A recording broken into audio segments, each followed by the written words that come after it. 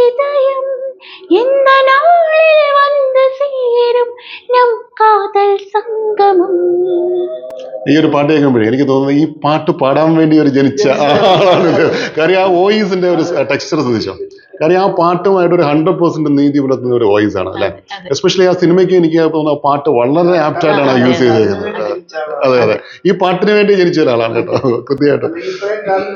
അതെ അതെ അതെ അതെ അതെ എല്ലാരും പറഞ്ഞു ഭയങ്കര ഇതായിട്ട് ഞാൻ സംസാരിക്കണ വോയിസും എനിക്ക് സംശയമുണ്ട് കേട്ടോ.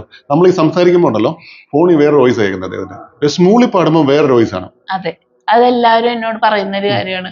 പക്ഷെ അതെന്താ അങ്ങനെ വരുന്നതെന്ന് എനിക്കറിയില്ല. ഞാൻ പാട്ട് പാടുമ്പോ ഓൾറെഡി അങ്ങനെയാണ് വരുന്നേ.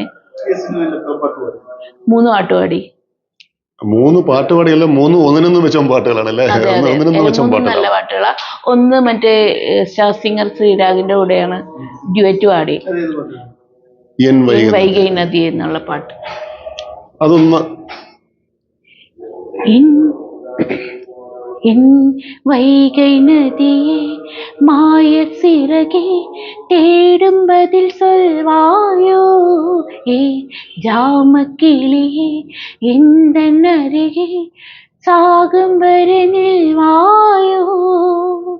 வானம் கடலானாலும் நேரம் நின்று போனாலும் ஆசைங்களே பாதி உயிரே இந்த கண்